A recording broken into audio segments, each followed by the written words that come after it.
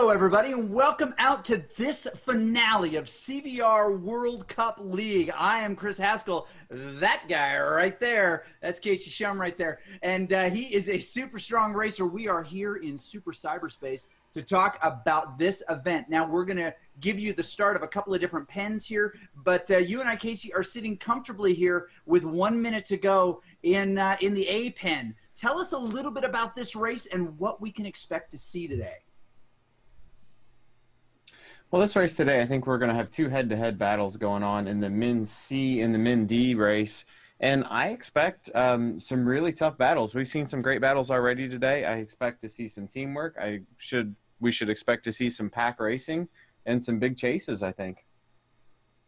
I think you're absolutely right. Also joining us right now, Mr. Frank Garcia. We've got everybody on this stream, and it's crazy. We're just going to start loading people in. We've got the 1976 Celtics coming by here in just a little bit. They'll all cram in studio. It'll look like the Brady Bunch here before you know it. So, Frank, what is this course, and how's it going to go?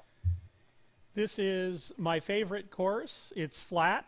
That's why it's my favorite. And it'll be fast. We'll get some digs. And we'll see if we got some team racing or if it's every man for himself, but should end in a bunch sprint.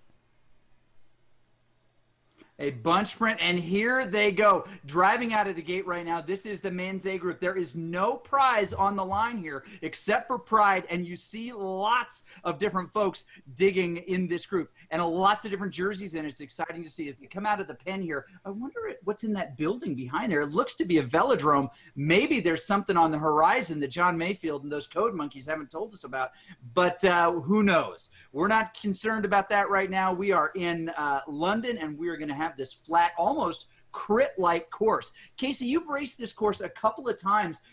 Can you tell us a little bit about, you've raced it in the last couple of days, what's going on with this style of course? It's crit nature, and what kind of racing can we expect to see?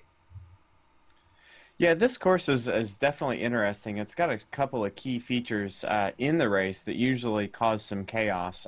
You've got this little lead-in into a circular course, and at the end of this little lead-in section, about 3 miles in, there's a nice little climb up into Trafalgar Square, which can put some on the back foot. And then you just continue to do these 3 mile or so circuits, and on that circuit, the one critical piece is a little 30-second or so effort on a hill that's about 2 kilometers before the finish line.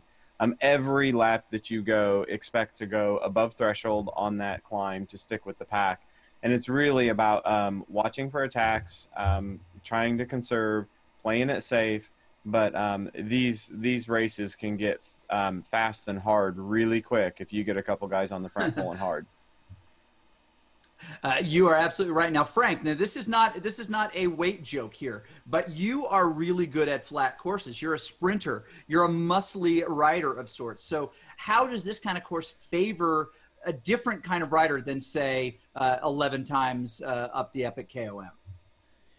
Well, it's raw watts that matters on the flat courses, and those of us who suffer weight jokes, usually have a little more power. And so that helps us on the flat courses and does put the climber types, the super thin, blow away in a strong wind kind of riders on the back foot on the flats, as their watts per kilogram that they must hold is considerably higher. And we saw that in the previous race a little bit. You have some guys like Joachim Plommers and others who are more of that climber type, and they had to work really hard to stay in those groups. There were some larger stature riders that were able to do that. As we jump in now with just a minute to go in this other group, this is where we see one of these races of note. You'll notice 2 highlighted names in there, Simon Nielsen and Tommy Hatamaki. They are 2 of the guys racing today, and we're definitely interested in this matchup. What is at stake, Casey, with this matchup for them that starts in just 45 seconds? Well, with this one, we're fighting for bragging rights here in this race. This is a men's C bracket. This is the final. So these guys have each won their zones, Simon and Tommy, and now they're going to fight for that let's say, World Championship Zone C title versus just winning their individual zone. They've taken out the 8 zone winners. They've competed in a bracket, and these are the last 2 guys standing. So they're exchanging a few niceties in the pin now, and in about 10 seconds, they're going to take a full-on swing at one another. Yes, they are, and the gate is going to drop. Now, here is the interesting thing that's been happening throughout these races. Frank, maybe you can even comment on this a little bit. We have seen teams, now organized teams like Team Poland, Team PTZ showing up, but you've also seen some incredible ad hoc teams showing up. Casey, you've even ridden for one of these teams. Frank, what's the character of the postseason here, and why is it so compelling? It's just one rider versus one other rider, or is it? Yeah, so when you first hear head-to-head bike racing, one rider against one other rider, like, that's not going to be too terribly interesting. But it's all about the team, and the teams come out to support the one rider, and that's what makes this so special, because you have, and Casey can comment on this, riders just giving it their all, burning their matches. They don't have to cross the finish line with the group. They don't have to cross the finish line at the front, so they can work completely for the one person they're trying to get across the finish line first, and it has resulted in fantastic team tactics all through the postseason. And it just keeps getting bigger and bigger and bigger and bigger teams, and we have a lot of that stuff going on. So Casey, you've done some work for different folks who may or may not have been your teammates. Simon Nielsen, by the way, digging hard here. But the question is he trying to catch back on, or is he trying to find himself in another group right there? We look around. I don't see Tommy in the group immediately, Hadamaki there. But we do see bouncing around here from time to time. We get our guy, Simon Nielsen, in that group. Is it possible he just got trimmed a little bit, finds himself in the wrong spot, or are we just waiting for some of these riders to populate the field? Hard to tell. There's Tommy right there in that group. Simon Nielsen looking around. Do we see him in that lineup? Tommy is sitting there in the front. Looks like he's well shepherded by a handful of folks. Here's what we're seeing just a little bit of at this point, and this can happen, especially on these bigger sims with lots of people on them. There's a prioritization of which avatars that you see, and once we get settled in on somebody, Tommy is our guy right now, we start to see those other riders populate around him. Since we're bringing you 3 races today, we won't give you the view of each of those riders individually. We'll often look at their entire group, which is okay as well. There are other races that are happening. We'll try to give you a good indication of who we're paying close attention to right now. But we do have one other race of note in here today, and they've just started. What can you tell us about that race? That is the D race today. Yeah, the men's Zone D race, we've got Nick Kleiss and Luis Rodriguez, and they just rolled out of the pin just now, and they're doing the same type of battle as what we've talked about in the men's C race. They're going to be going head-to-head here. Looks like a pretty small pack rolling out of the gates there, but they're there together, just crossing through start-finish, and they're going to have a battle just like every other one of these zone brackets are battling today, and they'll be taking swings at one another. And it looks like they're just getting started about a half a mile into their race now. Yep. All right. Well, we'll jump back to the Hadamaki and, of course, Nielsen race. That's the one that we're going to pay close attention to now. Those are the guys that we're trying to connect with. This is a big one for them in this men's C division. They have been building this from the start. Now, the men's C was still a very, very tough group here. We're going to jump into the A's here in just a second here. But, Casey, can you tell us just a little bit about this bracket that we see on the screen with us right now? Yeah, so this bracket at the left started with 8 guys. Each one of those guys had won their zone. So through the 8-week CVR League, World Cup League main season, they earned the most points in each one of those zones. So 8 zones, 8 men, you bracket them up. Each week you go head-to-head. If you win, you move on. 1 loss and you're out. So that's what we started with here. We are now at the final week of those head-to-heads. So we've trimmed from 8 riders down to 2. Each one of these riders that we have here today have had to win 2 in a row, and now they're going for the three-peat. And that's the only way that you can win the bracket, is winning those 3 in a row. You're winning those 3 in a row, and it is tough. So as we look around this, Frank, I don't know if you've had a chance to eyeball many of these riders. So maybe this is a question that's not easy to answer. But is there some teamwork at play here? If they're not wearing the same jersey, if maybe they don't have the same flag attached to their name, claim the same nationality, it's harder to figure those pieces out. Does that serve as an advantage or a disadvantage as a competitor, Casey? Maybe I'll ask you this way. If you don't dress like, if you don't speak like the guy you're racing for, how dangerous is it to have that in your group?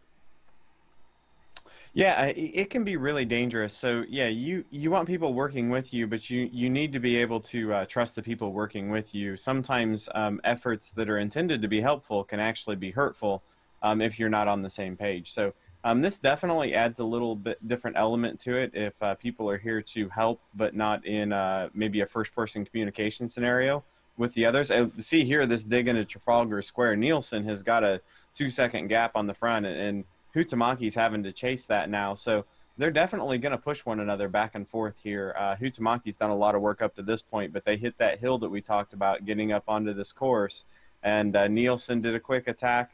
They've got a pretty good gap on the group now. It's only 3 guys out front here. So are the 2 of them going head to head? Are they just going to continue to take turns here and pull away and have a 2 or 3 man show here?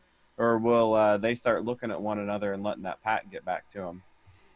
Well, they are, a healthy distance now in front of that pack, and the pack is doing a turn, but it doesn't look like they're going to be able to do as much. Now, it's a bigger group. Their aerodynamics are a little bit better, so they're going to be able to pull back at the same overall watts per kilo, the same effort level, perhaps.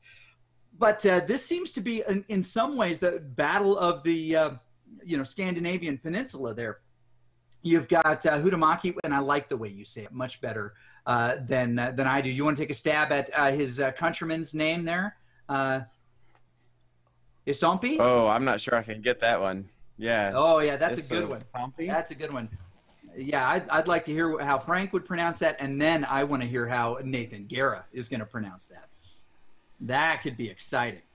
And they're about to pull him back. You make a good point there that they got that little stretch, but neither of these riders want to do all the work to get to the front. They're going to be a little bit trickier to spot here because they're wearing very similar colors, right? There's not a team jersey that's really obvious here in this C group, and that's not uncommon. We tend to see a lot of these well-organized teams populated by high-ranking, categorized, successful riders, and so often in the C group, it's a little bit more of a coat of many colors across the group as they try to pick up jerseys that they like, but there's not necessarily always a team jersey, unless they pick one out of the bunch and say, hey, we're going to wear the Swift Argyle, right? That's going to be ours. Okay.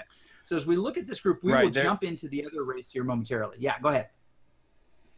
Yeah, I was going to say there's 3 key things that I look at for team affiliation, but we can look at that D race too. They're climbing up into the square right now as well, and those 2 head-to-head guys are fighting one another going up there right now. Yep. It looks like Kleiss and Rodriguez are battling one another coming up into Trafalgar here as well. Yeah, it looks like Rodriguez gets similar. the advantage there. Mm-hmm. Yeah, very similar. Yeah, to the last race. There's a little effort there and a little gap formed. I'm seeing so you've got Rodriguez and A Rodriguez.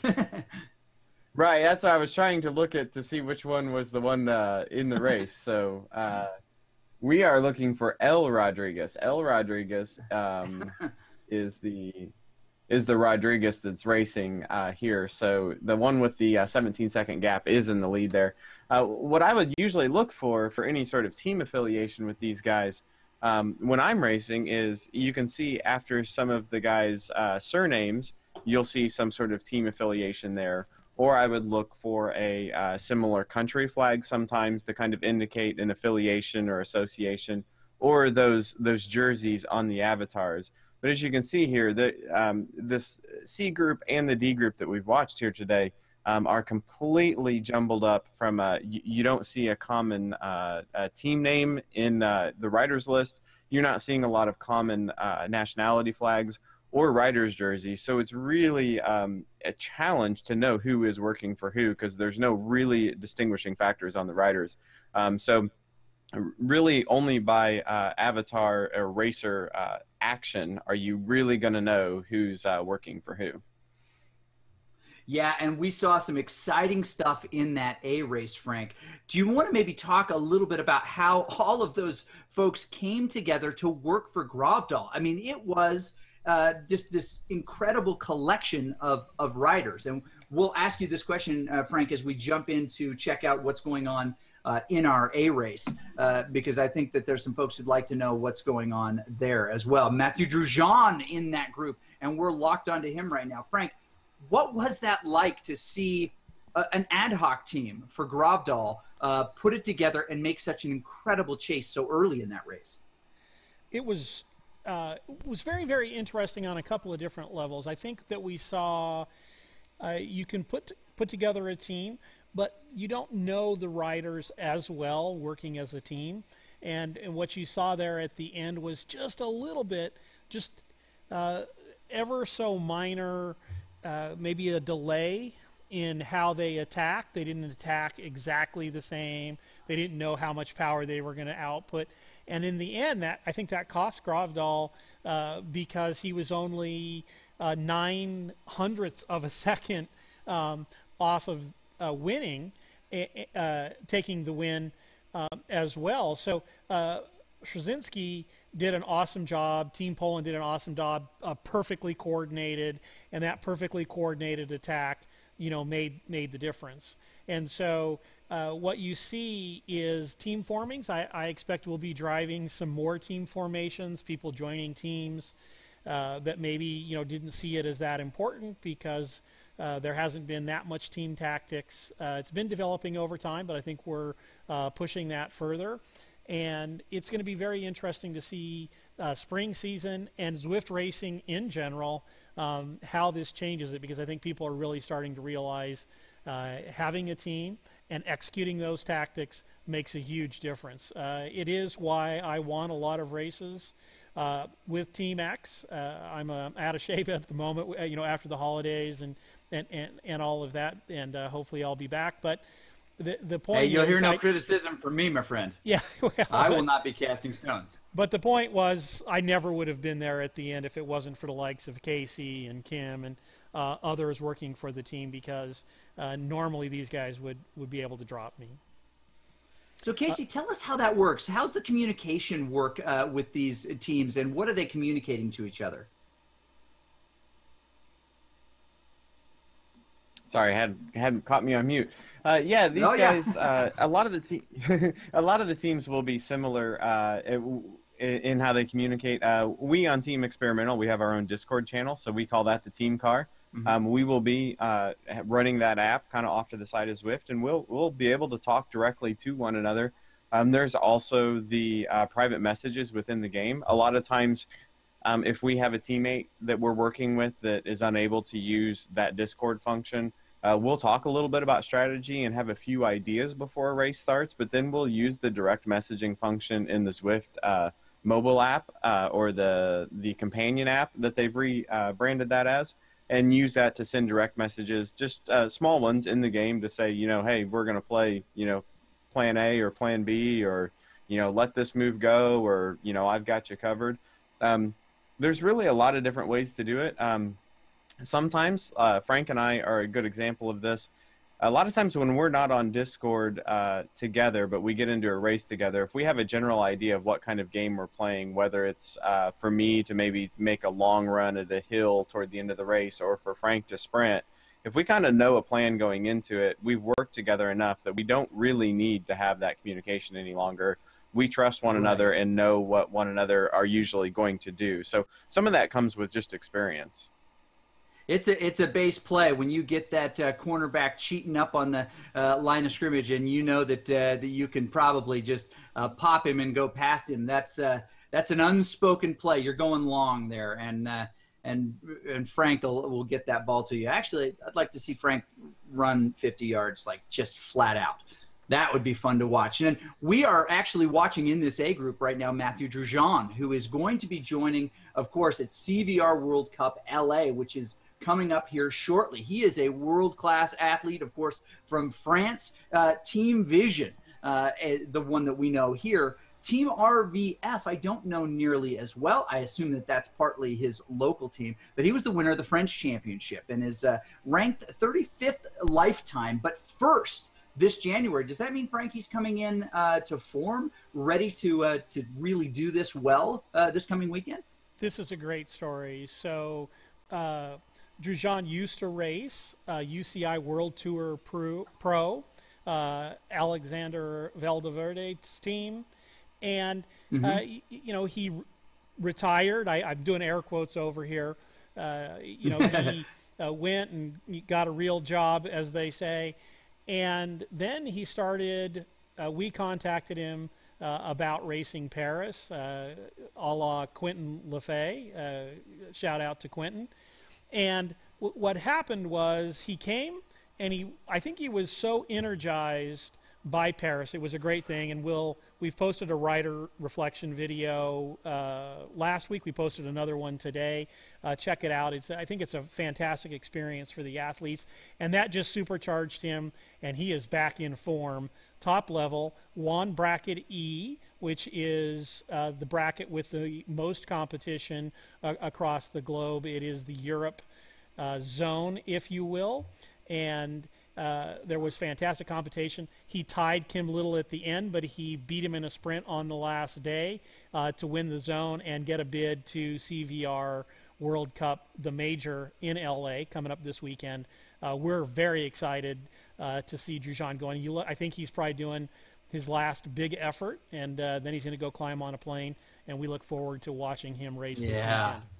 Well, let's see what he does here. We'll step back and visit this race in a minute. It's calmed down a little bit, but we definitely want to jump back in with our riders here, who we've been following very closely throughout here. Of course, you know, Tommy Huhtamäki here and Simon Nielsen. We jump back in with their group now about 12.5 kilometers into this 43-kilometer race. Things are quite well-mannered at this point. It looks like they are all back together. 3.5 watts per kilo is nothing to scoff at. I think that there is definitely some work being done here, but maybe at 132 beats per minute, maybe not that much work. Who's going to animate this, Casey, or will they just behave the whole time through? I think it's hard to say what these guys have in mind. At this point in a race, I've usually scoped out my competition, and I know whether I have a sprint advantage or like a raw wattage advantage over them. And there's two ways to play this. You can keep a race aggressive and try to catch your opponent sleeping, maybe catch them out the back, make them burn matches. Or you can sit in yourself and just save and say, I'm going to trust my sprint, or I'm going to go a little bit later in the game. I'm not sure the strengths and weaknesses of these two and how they would stack up to make that call on which way they are going to do. I know a lot of people will look at situations like Huhtamäki and Nielsen attacking going up into Trafalgar Square, and it's like, oh, it all came back together. That was a wasted effort.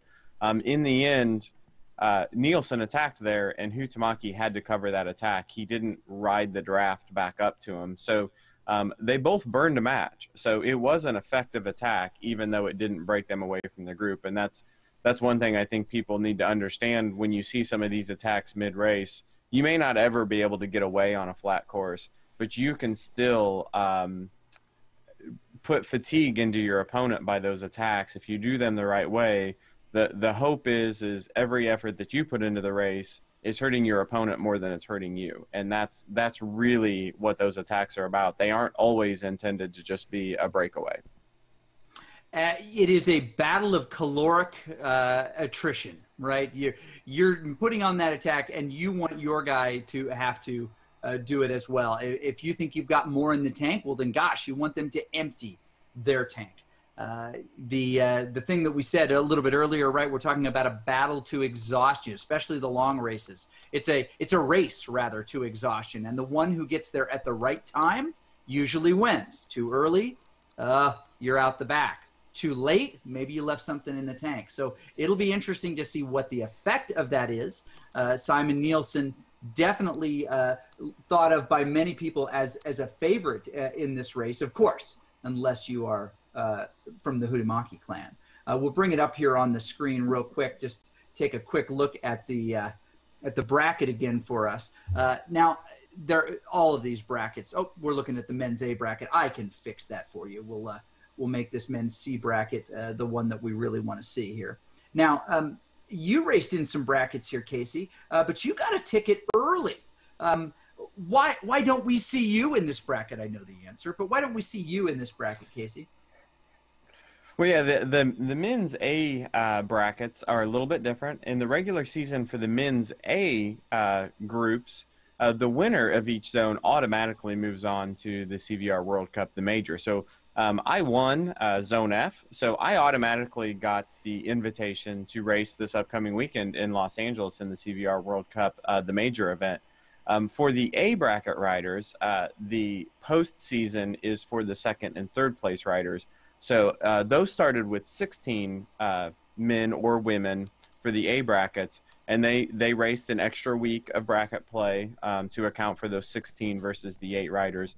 And the winner of the A brackets get an opportunity to actually move on and go to that CVR World Cup live event. They will be invited to the next CVR World Cup live event that's coming up in a few months. So the A bracket riders are the, let's call it the best of the rest, who didn't win their zone. They get a chance to jump into that bracket for that.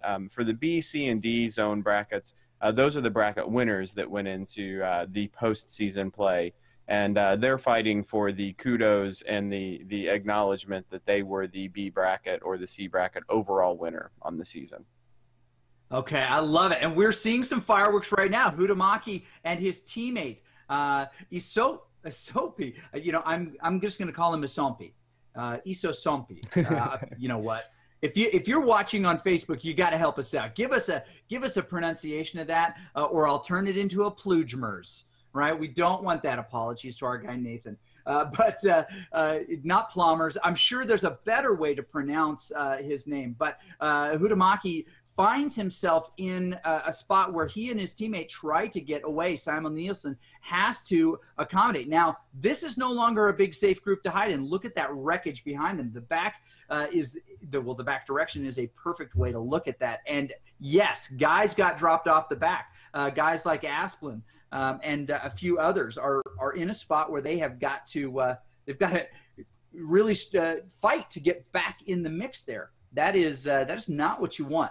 The couple seconds back, looks like a few of them have rejoined. Will they settle down here? I don't know. This little downhill section, this red tarmac in front of Buckingham Palace really tends to bring out the sprinter in all of us, even if we're not really a sprinter. So we'll see what happens there. But you mentioned just a second ago that CVR event in Los Angeles. This happens to be, sir, your men's heat here. As things are settling down in these races, you're gonna go up against Matthew Drugeon, the man we just mentioned, Dan Netzer, Eric Sorensen, Gavin Arbor, a veteran of CVR World Cup London as well. Soren Bay, a strong rider.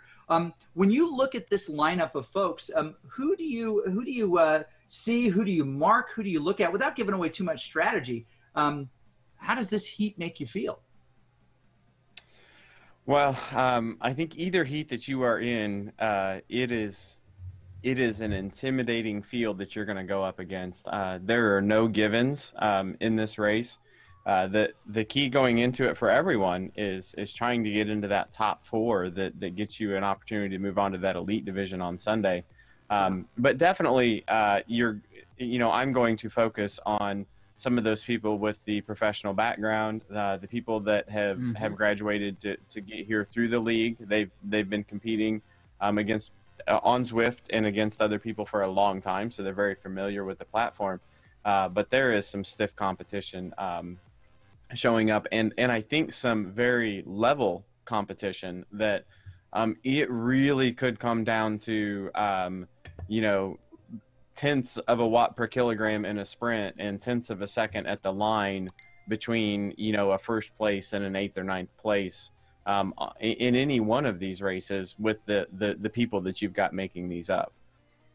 Yeah, you're not kidding. And this is the way that the weekend looks out. You're going to travel here shortly. But Saturday, March 24th, those preliminary heats, we're not calling them that. We're just calling them heats, right? But is it the qualifier? It's going to sort this group into two different races for the finale on Sunday, right? We've got the men's and women's elite and, of course, the men's and women's performance. We talked about it a little bit before. It's kind of like Swiss play in a sense, where after the first day, you're going to be put into a group where there are people that are more your ability level. Maybe that's not true. We saw last year, Carrie Conaber found herself off the back in the women's bracket, and she did not make that final race. I've given you now several times the wrong heat list. Here we go. Carrie Conaber also not in this one, but there are always opportunities to steal one of those spots from one of those really savvy riders. Carrie Conaber here making out Heat 4, the last women's event. Okay, so as we look back on the races as they're happening here, we're going to jump immediately back into what we really think of as our primetime match today, right? And that is Simon Nielsen and Tommy Huhtamäki. And they are doing great work in this race. They've thinned out their group a little bit more so that they're now finding themselves in this little bit of a lead pack. They've shelled a lot of folks so far. Huhtamäki, they're shepherded by his countrymen. How much of a teammate they might be, hard to tell. But Simon Nielsen appears to have Chulon from that's working for him. He was there present in the chase, made sure that he closed that. He looks to be a confidant, or at least a lieutenant in this case. Now, this is now down to 7 riders by my count, a relatively small group. Who knows who's working for whom in this case? But as you look around, maybe talk just a little bit, Casey, Frank, about the strength of either of these riders and maybe their ability to create some animation here as we're about halfway in the race. I mean, what's the goal here? Is it sit in? Is it try to separate your guy? Maybe you and somebody else get away? What's the plan? What could we do here? For me, I'm always wheel sucking. In fact, to the point that it irritates people, and they're like, are you going to take a turn? Are you going to pull? They can actually get pretty upset. And I'm like, nope, I'm a sprinter. I'm going to sit here on your wheel. If you want to try and drop me, go ahead. But I'm not going to be pulling. I'm going to be saving every ounce of energy to the end. It actually becomes a little bit of a psych game. The more irritated they get, the happier I become because they're off their game and they're expending energy. But it does infuriate people. But I'm just like, that's bike racing. If you want to pull us away from everybody, then great. But I think I can win the sprint just with you or with everybody in the pack. So I'm just going to follow your wheel. And so it's just always about saving energy. Then you get the people who feel compelled to go to the front and take turns and burn some energy. Those are the people who infuriate me. I'm like, what are you doing? I yell at my screen and I'm like, save energy. And to me, as a sprinter, that's what it's all about. Now, if you're a time trial specialist like Casey, he's probably one of those who's like, oh, man, I can't stand these people who just get on my wheel and ride it. But they can do a breakaway. I cannot do a breakaway. I can sprint, large power output for 20 seconds, but large power output for 10 minutes, no thank you. Right.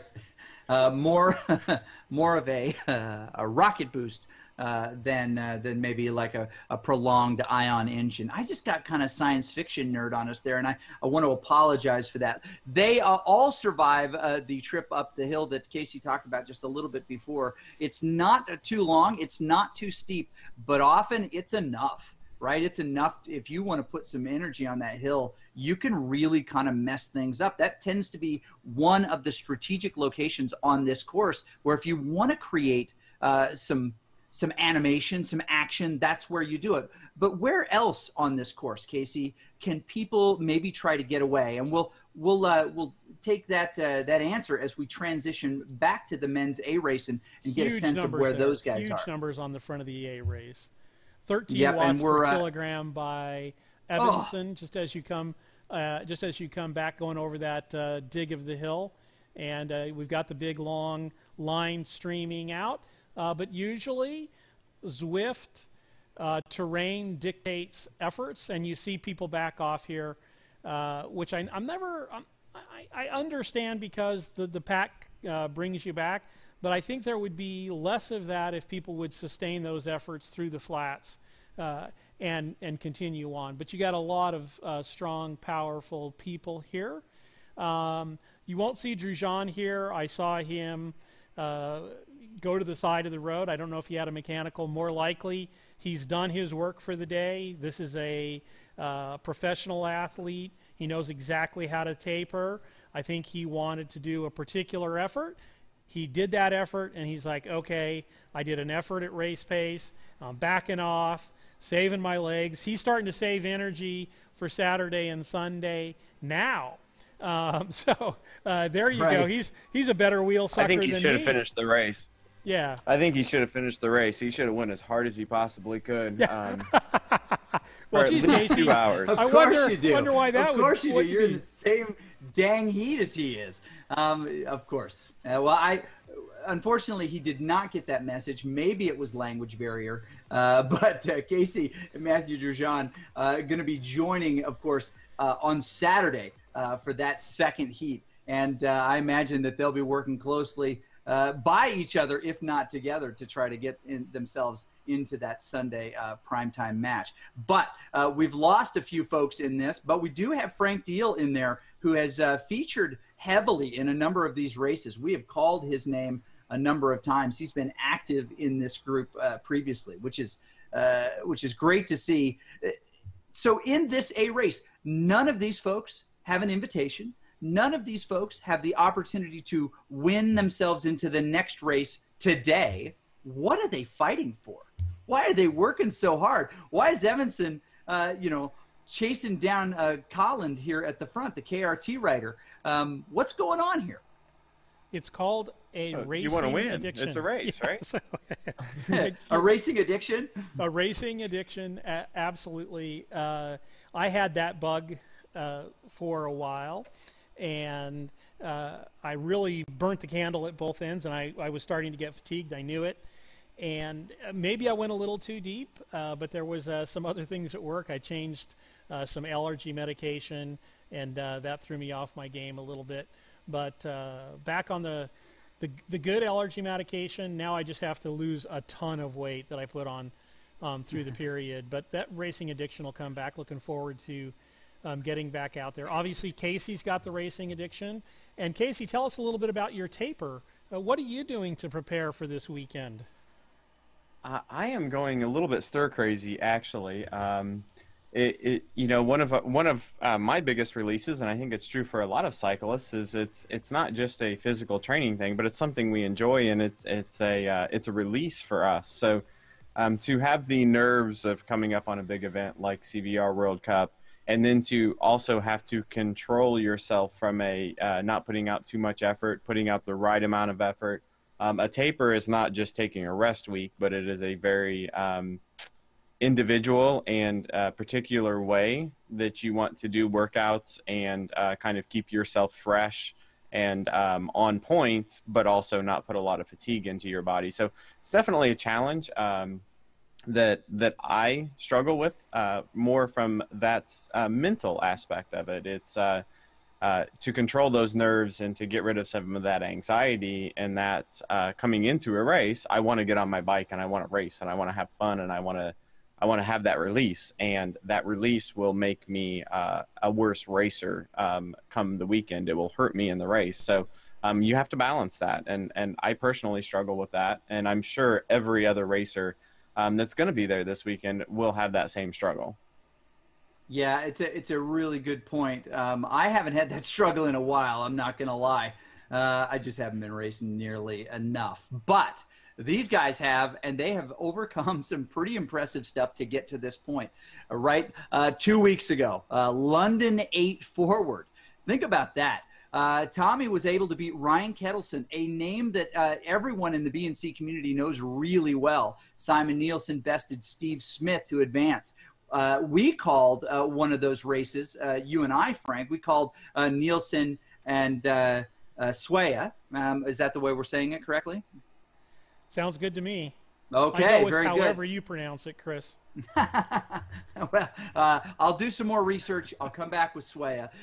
But Casey, you called very specifically that Stur and Hadamaki race in Zone E, I believe, that day. I could be wrong. You can correct me if I am. But it was another hard-fought one. Of course, hilly Watopia reverse, 5 times up the reverse, hilly climb. Casey, hint here, never correct the professor. You just not a good way to go. I do believe I did call that race. Those other courses every week, this is the one thing I really love about the CVR World Cup, both the live events and the league, is the different courses that we race. The crit courses like the one we're racing on today are a ton of fun. They're fast. They're sprints. You get to play a little strategy. But the suffering that goes on in those hilly races, to watch the guys having to hold on for, in the London, you're talking about 7-8 minute efforts for some of these guys. In the Watopia climbs, you're looking at 3 to 5 minute efforts.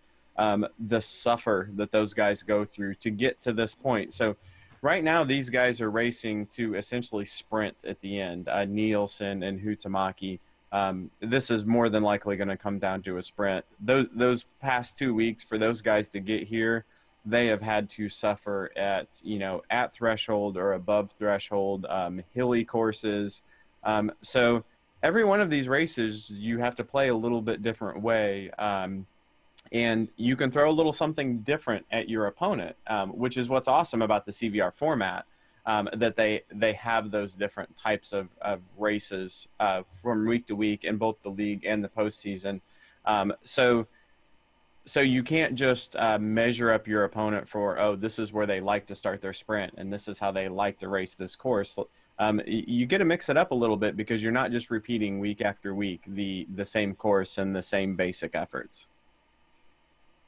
You're right, and you have to be good at all of those things, right? You can't just be a sprinter, as you mentioned.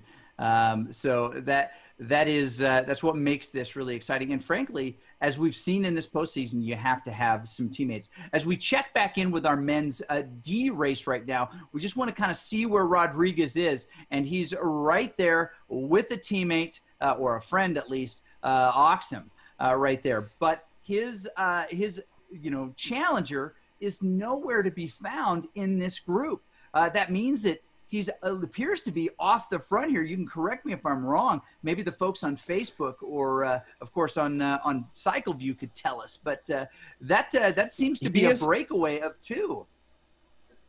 Yeah, I've been watching this race a little bit on one of my secondary screens, and he was fortunate. He got good timing and racing luck. We all have that. He got a small gap over his opponent at just the right time on course where he was able to catch on to the APAC as they lapped him. And he was able to ride in that APAC for about a half a lap and get a nice gap on his opponent. So he did that initial effort to get a gap, but then just by racing luck, he had the right timing of that gap to also be able to get into that APAC draft for a short time. But that blob effect pulled him away from the group. Yep. And now he gets... he now has to do this solo, so this still isn't an easy effort as his opponent is back with some other people to work with. But he's established enough of a gap now. I think he just needs to keep the rubber side down, keep the chain on the cogs, and bring it home. That is awesome. Easier to do in the virtual world than it is in the physical world, and he definitely took advantage of that elevator as it came. Coming up over the climb here, he's got a huge gap on his opponent, may take this men's D. I will expect that maybe with a performance like this, an upgrade letter is coming Rodriguez's way. All right, checking back in with our A men's field up here. We're seeing fireworks as usual here on the red carpet, so to speak. 33 kilometers in, they have about 10 to go. They're going to come around, and the next time, I believe it's the next time, they come around to this spot, we're going to grant or crown a winner in this A group. As we look around this group, we did notice that Matthew Durjan has pulled the plug from the bathtub and let his energy drain right out. But a lot of these other guys are not ready. They want more suds. They want to keep splashing. And one of those, Evanson, the KISS rider, also in this group. Muncaster, also in this group. But as you look around to some of these folks with ridiculously long names, you can't list all your sponsors in your name, folks. It just doesn't work for calling your name. NIM in this group. They're pretty solid here, but we're about to come up and join this collected C group. You know what? This may be an opportunity for one of these other riders to do a little bit more. Maybe they could do exactly what Rodriguez did. Maybe they will and jump through. This appears to be the chase group, but we can see Hudamaki. No, Hudamaki's in that group. Will they respond? This is interesting. Or will they just let it happen? Evanson comes by, attacks through the group, a common maneuver. They're really attacking. They're attacking. Riders. Yes, they are. They're going for it. One of these guys will give you the Hudamaki Nielsen group, see their point of view so you can see where they are in the mix. But as we look at Simon Nielsen here, he finds himself moving up to the front of this group. Where is Hudamaki? Oh, of course, cleverly right on his wheel. But this is not the prescribed tempo that these guys are enjoying riding at. We're looking at C group riders now jumping in with A group folks. I can tell you from my own crit racing, it's very common, especially if I'm not on form at the beginning of the season in our training crits. The rule is, hey, don't mess up the race, but you can always jump back in the group. You're not out if you're off the back. You don't get cut like you do in the big summer downtown crit. And so what you find is that there is this pace that the really fast dudes do that you can get great advantage from if you can jump in and hold on. And Nielsen appears to be holding on. This is great that we're able to combine these two races. But this could result in some higher heart rates for one of these guys and maybe a little added fatigue. There's no fireworks right now. Seems to be behaving well, this combined A and C group. But Frank, if you wanted to create something, if you had a favorite in this C race, what do you do here? What's the strategy? What's the play? Well, as we see an attack there, you might want to. We'll go back to this in just a second. Yes, we will. But we really are interested in seeing if you can go with an attack or you can, be a sprinter. It depends on, how you feel you are as a person. For me, I would watch this guy go away and say the pack is either going to bring him back or he's going to win. So I say that usually I'm on the rivet. I'm maxed to be sitting in an A race. My FTP allows me just barely to stay in, and so I wouldn't go chasing anything. But if it's a little calmer, then I would go chase this guy and hope I could ride his wheel. Completely out of character, if we had enough of a gap, I'd probably start working with him. Not a lot, but a little bit if I thought we could stay away for sure. And so that's the tactics that will be, looking in the mind. Are you just going to be a pure sprinter and wait for the end? Or are you going to look for that tactical, opportune moment to maybe go with a little bit of a break? Now, this is a pretty big pack that we have here, and so you probably want to kind of wait. But often the spoils go to the aggressor, and we'll see if that's true here today, and see if someone can get away. I'll throw something a little different in here for these guys. These C racers right now on this hill, this is do or die time. They're in an A pack. Yes, it is. They're both C racers. This is do or die time. If I'm one of those two C head-to-head guys, I will bury myself to blow up on this hill to stay in this pack and hope that my opponent falls off this pack. If you can stay with this pack for one full lap longer than your opponent, you have pulled the gap to win the race. It is now or never. You have to stay in this pack. And it looks like Huhtamaki has done that. Yeah. Oh, my goodness. That is insane. Nielsen yes, still here? Did. That's what I'm looking for. Okay, they've both stayed there. I know Nielsen has had the climbs up to this point, so these guys get to ride it for another lap. And I think this next lap, I think, may be the bell lap for the A riders. So they're going to go up this next climb even harder. Yeah, so they're racing. They don't care about these C riders. As we look into the A group, you see that they're at 37 kilometers. They're coming up on the bell lap right now. They'll hear one to go, one to go. It is a little bit longer than 43 kilometers for this race. But as you notice, Simon Nielsen and Tommy Huhtamaki in that group are not on the same lap. As we look at the comparison between the two, you have 37.7 kilometers with the A riders because they have caught them and lapped them, and we find that 32.3 kilometers, another 3 laps on the shoulders of these riders. Another big bridge trying to move up. Simon Nielsen trolling at the front here. As we look at Huhtamaki, Nielsen trying to move ahead. As the names bounce around, it's a little bit harder to see, but Nielsen definitely in front of him in this spot. Is he trying to bridge that gap? It doesn't look like that group is really trying to get away. In fact, a couple of them coming back. That'd be Evanson, also, who's been at the front of this race a bunch so far. But you see these guys just staying in this group, but the heart rates have gone way up. Simon Nielsen, 170 a moment, or 170 for Huhtamaki, 160 for Nielsen. That's nothing like the 135 we saw just a couple of minutes before. This is a different world that they're living in now. Yeah, that's the one key thing that I've noticed over the last half a lap is these guys were sitting, 140s, 150s pretty comfortably for the last couple of laps. And then all of a sudden now we're holding, Huhtamaki's sitting near 170 through that whole climb and just now starting to drop a little bit under that. These guys are definitely having to work really hard to stay in this pack, much harder than they were when they were riding out on their own. So this is a big factor in this race, and it's a key moment for them to hold on now. It is a much riskier, the blob got bigger, the danger got more for them now. They're going to have to be really attentive this last lap because you're also going to see some of these A racers maybe taking a swing for the fences out of this pack in the last lap. While the C racers don't have to chase that, the pack itself will. So they're still going to have to be on their toes. They don't need to cover the A moves, but they need to hold on to the pack when the pack tries to cover those moves. So it's still going to be a big impact on them if some of these A racers start getting aggressive in this last lap.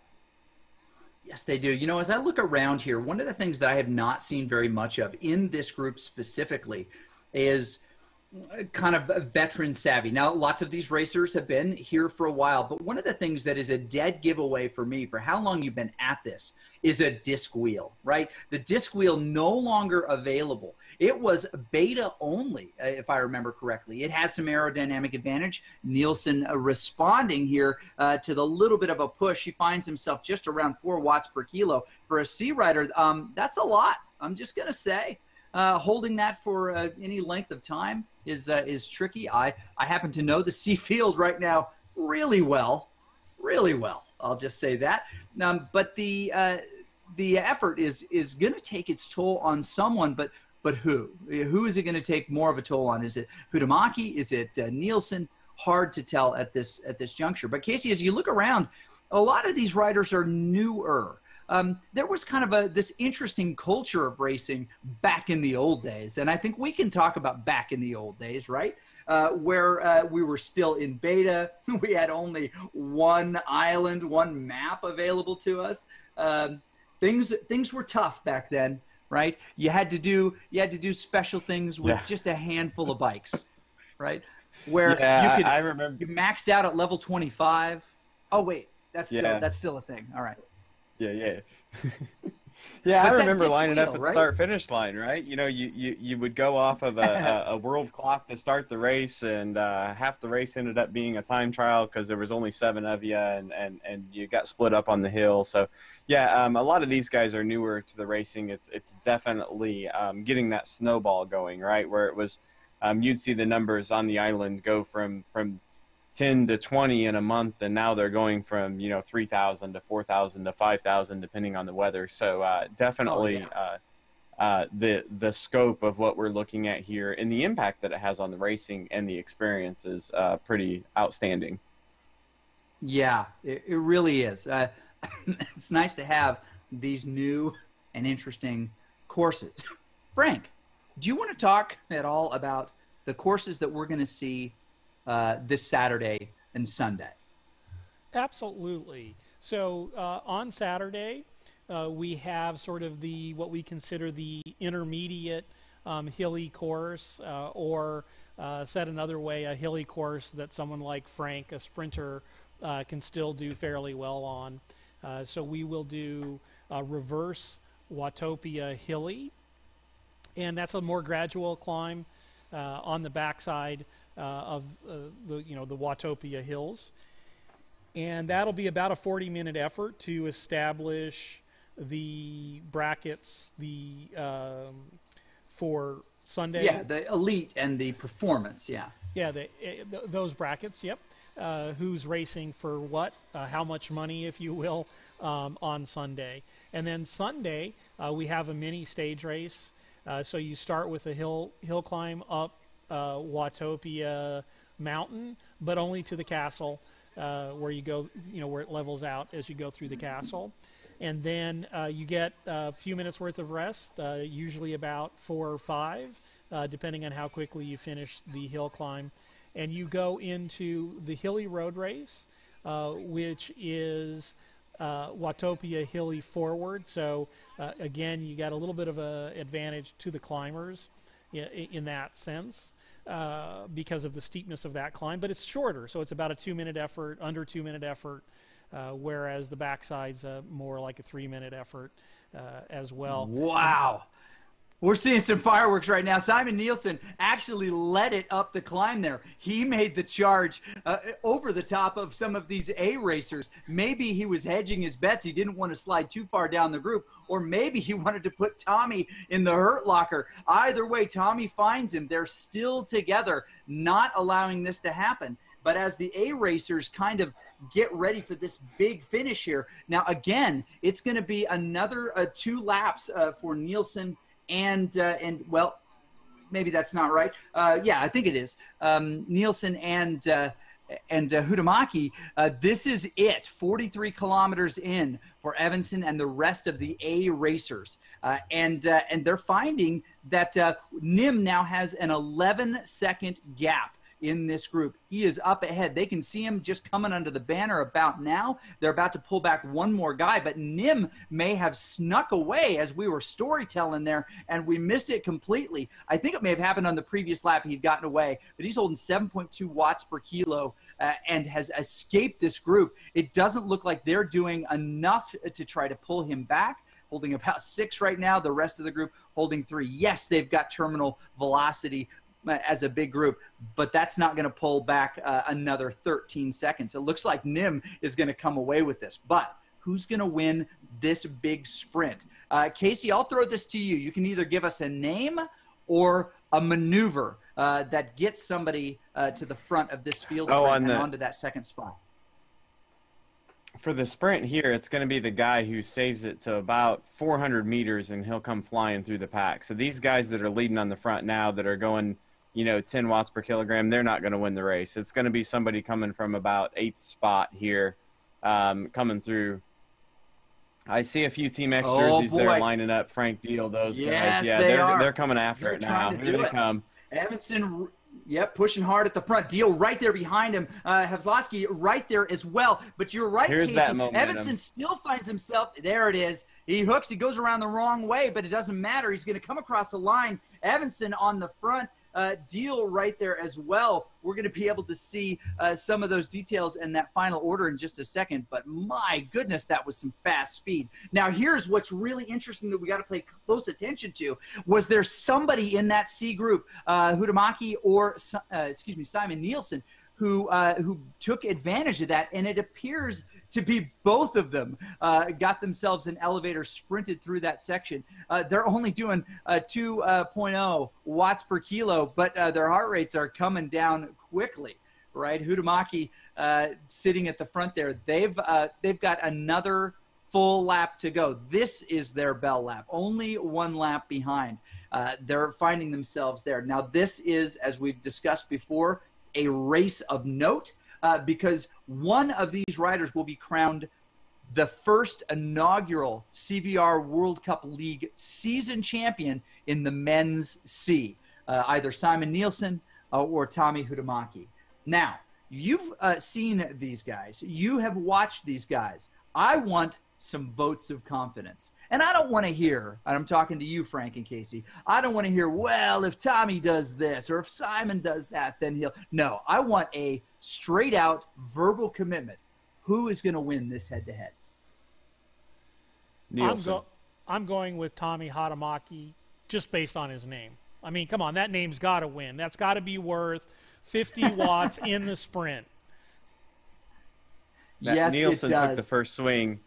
Nielsen took the first swing coming up into Trafalgar Square, so he's the guy I'm backing. He took the first cut at him. He does appear to be more aggressive.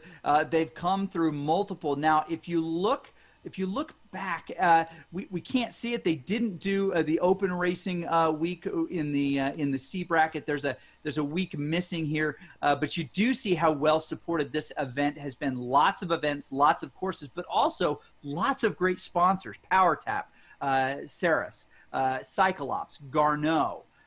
All of them involved in this and also involved in what is coming up in CVR World Cup, the major in Los Angeles. They've been active and a huge part of this as we've been going, and it is going to be really exciting. Frank, maybe just give us a little bit. We've got just a couple of seconds here before this thing heats up. We will never get too far away from it.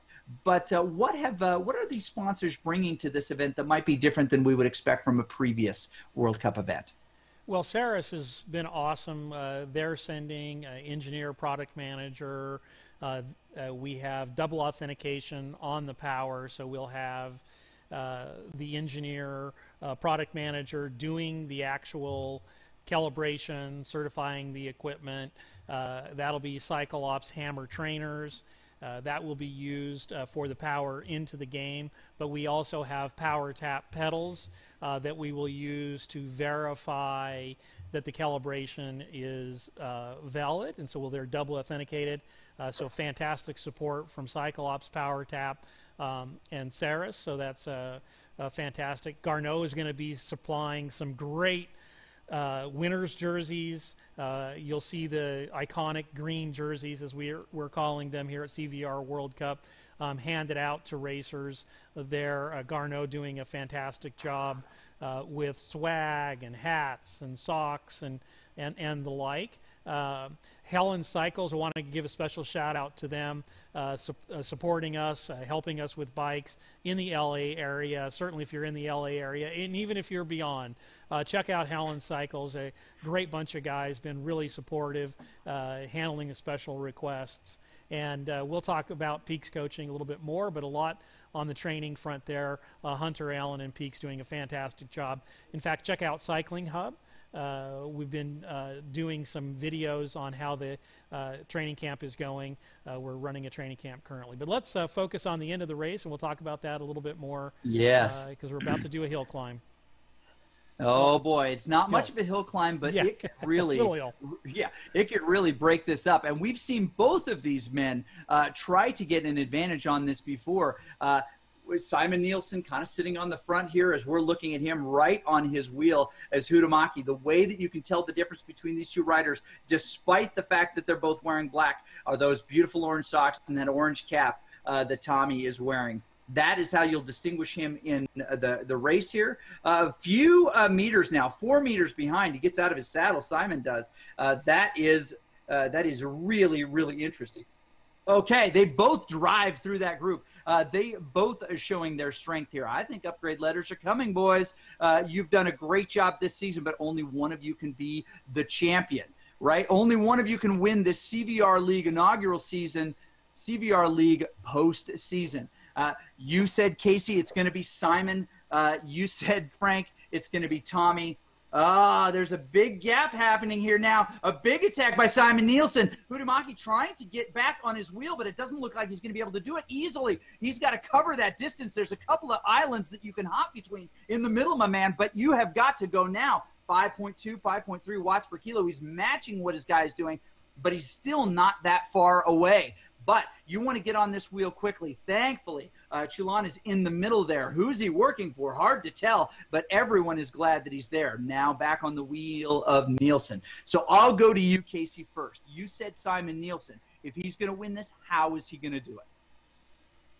Now it looks like with the gaps, it's a head-to-head sprint. So typically in a head-to-head sprint, it's the guy that jumps first and jumps hardest. That's the key, is the first guy to really pop a big gap is going to win this race. So I say you got to go hard and you got to go first to win this sprint. I say that Julian is helping Huhtamaki, and they're going to form a train up here, and Huhtamaki is going to take it.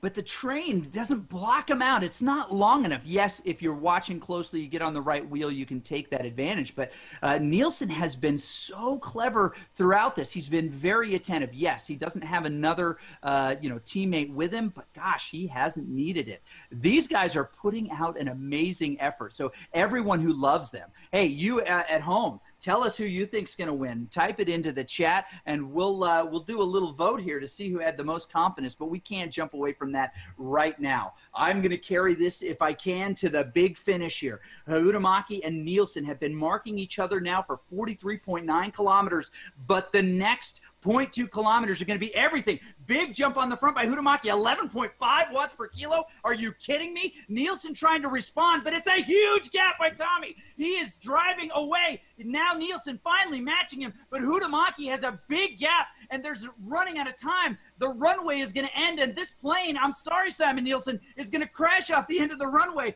Tommy Huhtamaki is going to gain flight. There's no way with the 2-second gap that Simon is going to be able to pull this back in the last few meters, and Tommy is our first ever CVR World Cup League Men's C postseason champion. Nice job to both of these riders. Unbelievable. Oh, we knew that it was going to be a great race, and these two guys brought us an incredible race.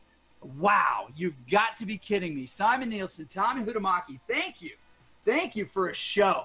And they were back and forth, little attacks here and there, but it came down to the sprint at the end, and Tommy Huhtamaki comes away with the big finish. Wow. Is that the way you thought it would go? Surprise. Impressed. Frank, you're kind of leading with the style points here by calling it. However, you did call it because of his name, not because of some physical characteristic that you thought he might have. The other thing that you saw throughout that race is you did see Nielsen doing those digs. So, I think I'll tip my cap to Casey here. He was aggressive, and it did look like he had the power, and it looks like he had the confidence. But sometimes the other guy's lying in wait, and sometimes you're burning up that energy that you need in the sprint. And you can see there the other thing that Casey called was the first to go.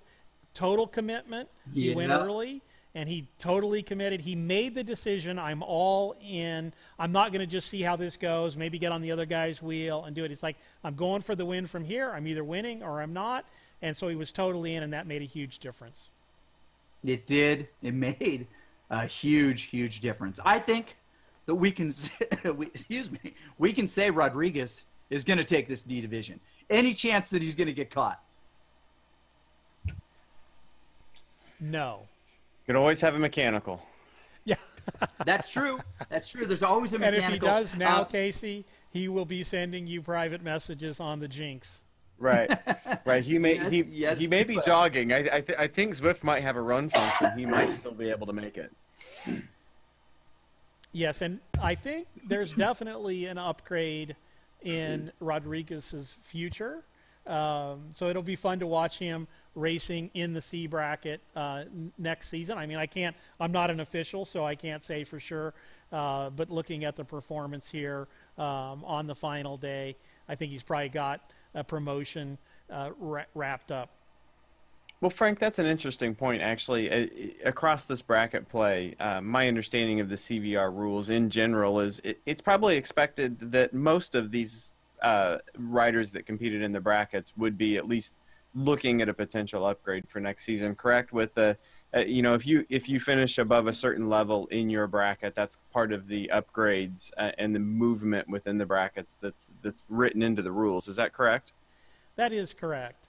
And, this is the first year. This is actually the first season of CVR. And, we'll adjust as we go. The rules state top 5 or top 5%, whichever is greater, move up.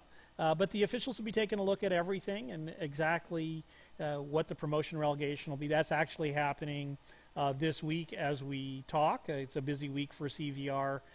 The league does not start next Tuesday. It starts the week after. Training starts on Monday. League starts on Tuesday. So during that week, everybody will be notified of their bracket changes. And you can also self-upgrade your bracket if you feel you can do that at any time.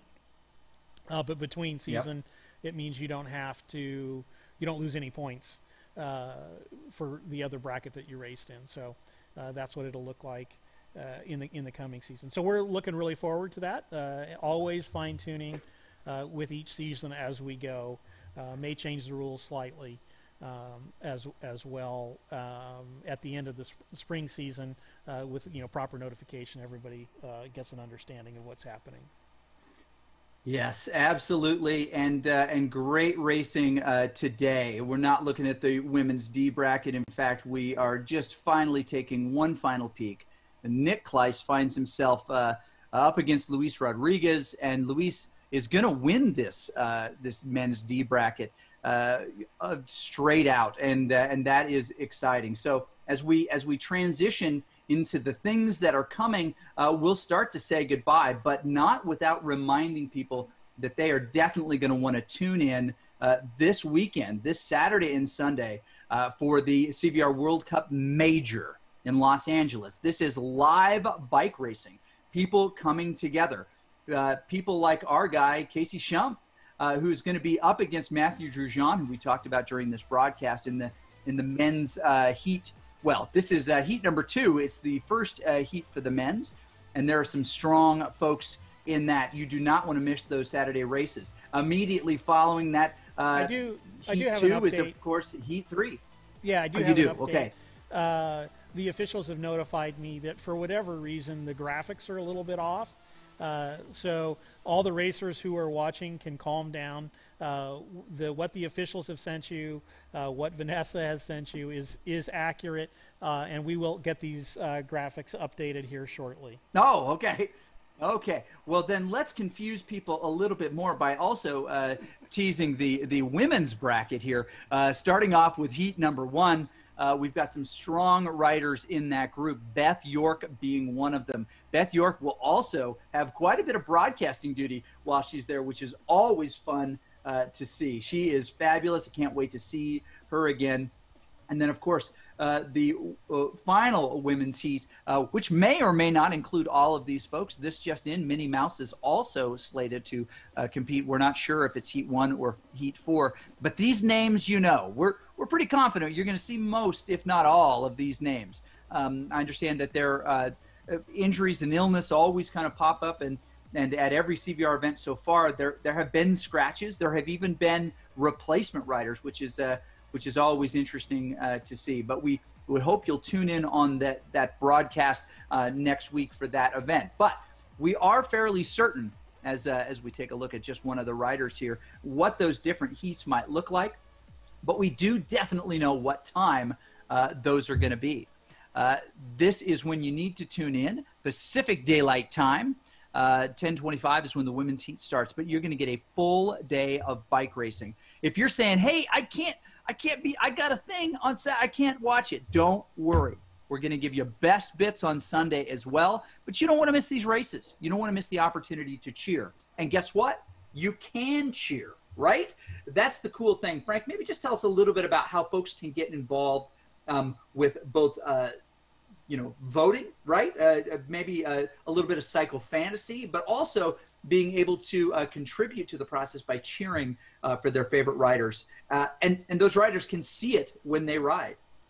Yeah, a couple of things here. A lot going on here at CVR World Cup. Obviously, we got the major coming up this weekend. But in the lead up to the major, we have Cycle Fantasy. Check that out at cyclefantasy.cvrworldcup.com. There's a paid version and a free version. In the paid version, you're going to win money. Substantially more. It's $10 to enter. And the free version, you get bragging rights, but you don't have to put any money in. So that's some fun stuff. You get to see bios on all the riders.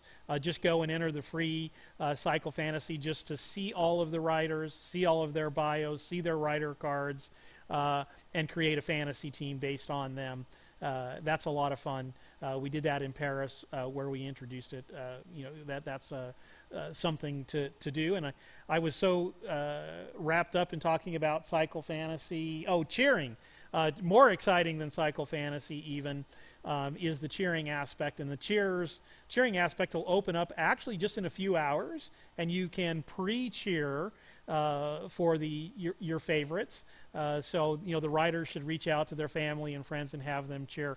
And the neat thing about cheering this time is the athletes will be able to see the cheers as they come in live at the event, and we'll also have tickers as now. And when you cheer, you can pick an amount to cheer with, like you can cheer for $1, and 50 cents of that goes right to that rider that you're cheering for, and 50 cents goes into the overall prize pool. So it's one of the ways that we increase the overall prize pool for the events, and we'll also probably open up some crowdfunding to the general public here in the next couple of days as well. So lots of stuff going on. We're posting a lot today. This is our focus to get everybody focused on this weekend, and just a lot going on. We're super excited for what's coming up the weekend. I'm about to head out. I'll head out to LA tomorrow, and we'll get all set up. But in the meantime, play Cycle Fantasy, cheer for your favorite athletes. Really support them. These guys are putting in a lot of effort, and it's just a way for us to give back. We were surprised in Paris by how many people cheered. It was really fun, and it goes right to the athletes. We even cover the transaction charges. That'll probably change in the future. We'll probably take out some transaction charges, but for the major, we're even covering that. So 100% of what you put in goes to the athletes. That's awesome. Well, let's sign off for now. We're so excited that you joined us here, and I just want to say thank you. Casey, thank you. I'm excited to broadcast with you. We're going to be back at 4 p.m. Mountain, 3 p.m. Pacific. Let's do the math. Take off a shoe. That would be 6 p.m. No. Yeah, 6 p.m. Eastern. I can't tell you Central European time, Correct. but I imagine it's 4 hours ahead of that. works It's pretty an hour well, and a but half we'll from all now, be back right? together. Yeah, exactly. 90 minutes from now, you'll want to join us. So thank you so much for being here with us. We appreciate you, and we'll see you in just a short time.